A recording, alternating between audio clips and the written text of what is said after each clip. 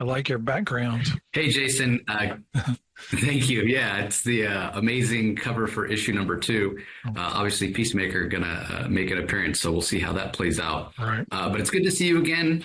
This is the first time, we chatted at San Diego Comic-Con, and you were so excited. And now that fans have had a chance to read the All-In special and really kind of see Darkseid's role and what this new absolute world, for lack of a better term, is going to look like, I can understand the creator's excitement. There are so many things he wanted to share that you maybe weren't able to. But now that that has been established, that this world is based on Darkseid's chaotic energy and that sort of thing, and Superman energy being sort of the antithesis of this, can you talk a little bit about when you first heard about the approach and how that led to the development of Absolute Superman, what you were going to do with the character? Yeah, I mean, I think Scott Snyder was kind of the first person to call me, and we started talking about the ideas of, doing this absolute universe. And Scott had thoughts on Batman and ideas what he wanted to do there, and I just got more and more excited the more we talked about it, because I love the idea of doing not just a new fresh take on Superman, but doing it as part of this world where it all fits together and makes sense for these characters who we're used to seeing with such a huge supporting cast and with so many other superhero allies as a part of their family. To see all that stripped away, right, and to see so much of what we know about their history and backstory stripped away, to make them more isolated, alone, and so much more in danger than what we're used to seeing. That got me really excited. And then with Superman in particular, that's a big part of again, of not just stripping that stuff away for the sake of doing so, but that all fits together to tell a very specific story that I'm trying to tell about this character and what he means and represents in this absolute version. Yeah, and not to say that one character is going to have a bigger impact in this world than another. Again, as we have talked about in the past, letting this play out and having patience and enjoying the ride. But being that Superman is sort of that other side of the coin from Darkseid, and without that supporting cast, is it challenging? Is it fun? Is it both to sort of play off that and say, okay, how am I going to set it up if he doesn't have that supporting cast for the things we're used to seeing about the main universe Superman? So how do I set it up so that we're still conveying that the core of the character is the same, even though it's a different version? I mean, to me, it's everything that we strip away, and the harder I've made this character's journey from the Krypton part of it to when he first comes to Earth, what that looks like, where he is when the book opens, when we catch up with him, where he's kind of on the run, living in the shadows. We first meet him, he's working at a diamond mine in Brazil.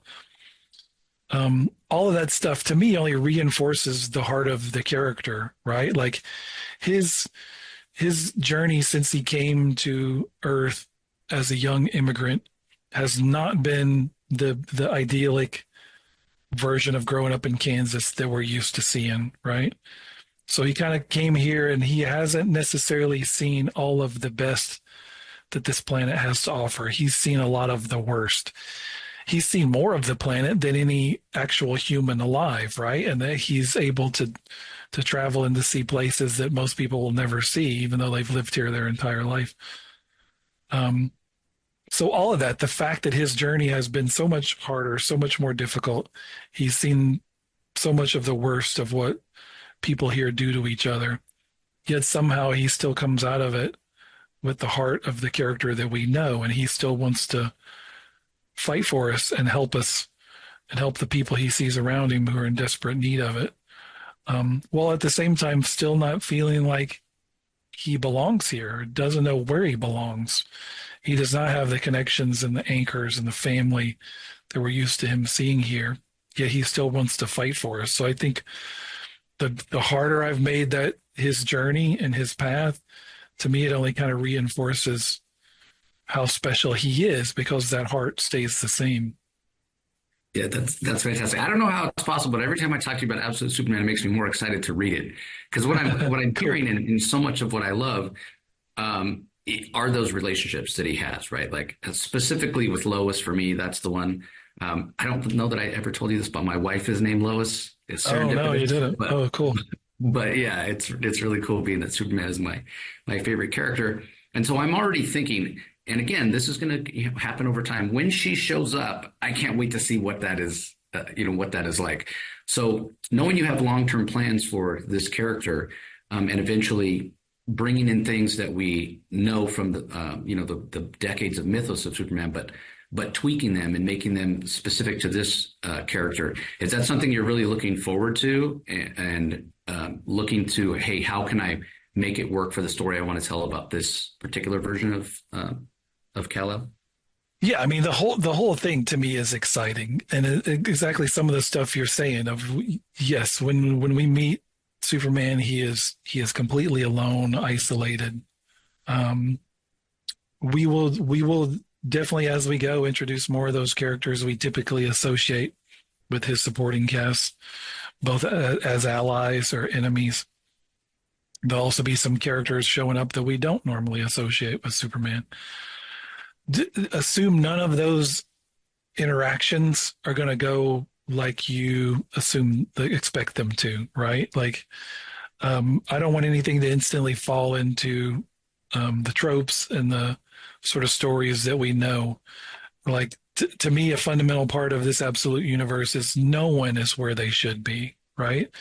Superman's journey to being Superman has not been what we expect. No one's journey has been what we expect. Everybody is in the wrong place, if that makes sense. Um, Again, it doesn't mean you're changing that for the sake of changing it. It's telling stories we haven't told before. And I think some of it will be, I think you'll have a lot of questions even as the book goes along of like, wait a minute, how are we going to get to this place, right? That we clearly need to get to with the character when you take away some of the stuff that is usually the path. How do you get there? Um, and so I think you'll be surprised about how some of the places we end up just in we take brand new paths, that you didn't expect.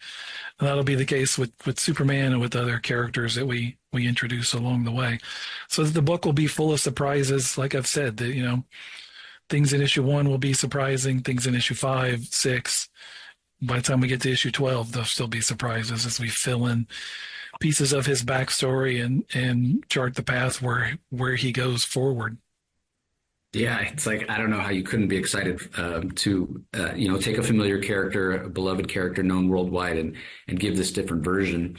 And we know same thing with Absolute Batman that Scott Snyder's doing with Nick Dragotta. Same thing with Absolute Wonder Woman with Kelly Thompson and Hayden Sherman. One of the things that I haven't heard anyone talk about, so I wonder if you could speak to though, is we've heard so much about it's chaotic Darkseid energy that's created this universe. These heroes are the underdogs. They don't have the same relationships or resources or what have you. What about like kind of the general populace? Because in a way, that's one of the things, especially for Superman, we know he's the symbol of hope. We know he inspires everybody.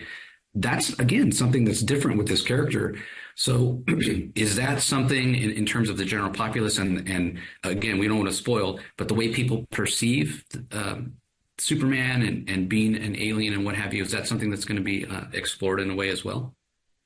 Yeah, absolutely. I mean, I think, some of this is stuff that will develop as these books go. I mean, just know going into this, if a new superhero pops up in the DC universe, that's superhero number 5,000, right? That the average Right. Yep. person, the average street level person has seen. Um, Assume that's not going to be the case in this new universe. So there is not the kind of history and legacy that we normally associate with the DC universe. That doesn't exist. In terms of the actual history and backstory of the absolute universe, we'll develop that as we go. But I think when Superman, Batman, Wonder Woman hit the stage in these debut issues, the average person on the street has never seen anything like this before in their life. Wow, that's awesome. That's fantastic. Well, we mentioned earlier at the top that the All-In Special just came out. It did gangbusters. It sold out, what have you. What was your thought when you saw kind of the reaction and how well it did? Did you hear from any fans? Because it really seemed like everybody on the fandom side of things, they really were all in, no pun intended. Yeah, I mean, I've been busy the last few weeks, and I just moved. So I've been unpacking boxes and writing more Superman scripts. But I think the excitement for the absolute stuff to me has been there since day one. Whether that was my first conversations with Scott when I started talking to Marie Javins and everybody at DC, who again I was kind of just meeting for the first time, just starting to work with when this opportunity came along. And then we started talking to people outside that, even before things got announced, like talking to some of the retailers I know, and then the fan excitement at San Diego. And so it's only been building and building and building, and it feels like there's a very real hunger for these kind of versions of these characters. So I'm really, really excited. The Scott and Josh did a great job with the All-In Special of kind of telling you two different stories and setting things up for both, the Absolute Universe and the mainline DC universe. I'm really, really excited for these books to start hitting and for people to see, what Scott and Nick are doing in Absolute Batman and Kelly and Hayden in Wonder Woman. I think that excitement is only going to explode once people see what these books actually are. Yeah, and I agree with you. I think we've already seen that level of excitement and fan engagement, especially with a lot of the fan art that we've seen for Batman and Wonder Woman and Superman. One of the things that I find interesting, there's this interesting juxtaposition because we're talking about these absolute characters being, the first of the heroes and things that the general populace of the Elseworld hasn't seen before. And they do start out isolated, no matter if it's Batman or Superman or Wonder Woman or who it is. But on the back end, with the creators, it would be an easy assumption to make to say, okay, if the heroes are isolated, that you all are working in a vacuum on your own individual books. But it's actually the opposite, right? Like this has been very planned out for a long time, and you're working closely not just with Rafa Sandoval, your artist, but with Scott Snyder and Joshua Williamson, and knowing what's going on in other people's books and building out the Absolute Universe. How has that been? How's that experience been creatively? It's been super, super exciting, getting to watch what everybody is putting together is only, I think we all are inspiring and exciting each other, as to what we're doing. These characters are isolated, and that includes, we want them to be isolated from each other, like you're not going to pick up issue 3 of Absolute Batman and see him and Superman hanging out together. Like, I think Right. I want us to build to those moments and not drive past, a lot of stories you can tell before that moment. And I think even when we do get to that moment where these characters start to meet each other, assume that's not going to go like we expect it to, and I think everything about that to me only emphasizes the difference between this universe and what's going over in the DC universe, where you have the families of titles, you have the legacy, you have a book, like Mark Waid's new Justice League, where the cast of the League is going to be, seemingly endless.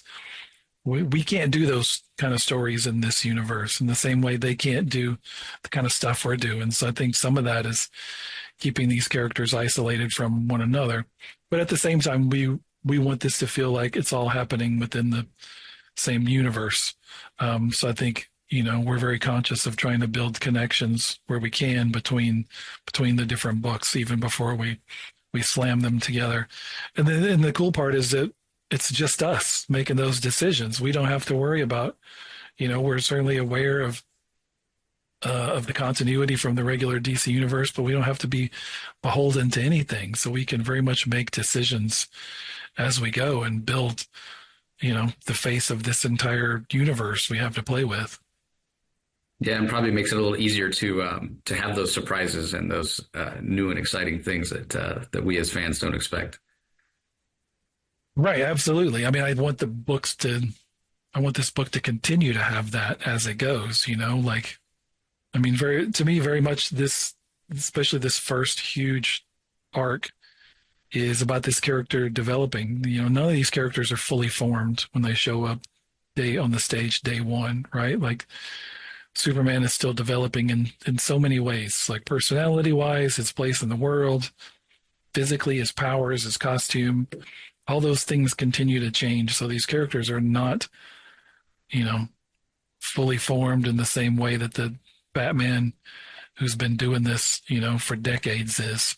These characters are fresh and raw, and so I think that that's the opportunity for not just an exciting first couple of issues, but exciting long arcs of stories that we haven't seen before. Yeah, and again, everybody, if you want the classic stuff, you have the main line. But again, this absolute, as Jason said, they're going to take their time. They're going to build it up so that when you hit those moments and see Batman and Superman meet for the first time, what have you, that it's impactful and it's momentous. Well, it's been great chatting with you, Jason. As we're winding down here, I do want to ask one last thing about your collaboration with the artist Rafa Sandoval. He's got a really dynamic art style. He's certainly done some big cosmic stories on things like Hal Jordan, Green Lantern, working on Dark Crisis, Infinite Frontier, that sort of thing. Being that it's mostly focused on Superman here, and it's not the large cast of characters that we're used to seeing. Has there been back and forth between the two of you to make sure that this does still feel like a Superman story and the art is still impactful?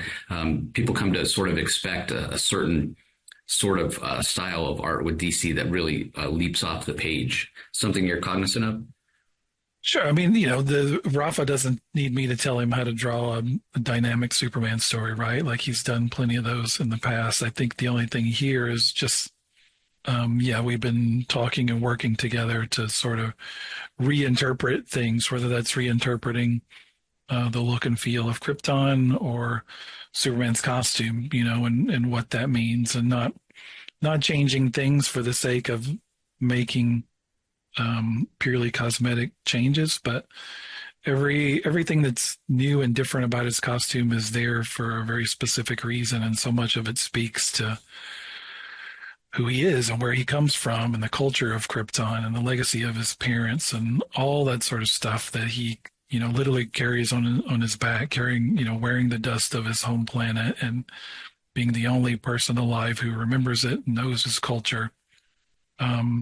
So a lot of it is just been that, like, how do we push things in ways that where we're still telling a Superman story, but hopefully one that doesn't look, um, exactly like the Superman stories we've seen before, and that gives us a lot of thrills and surprises along the way.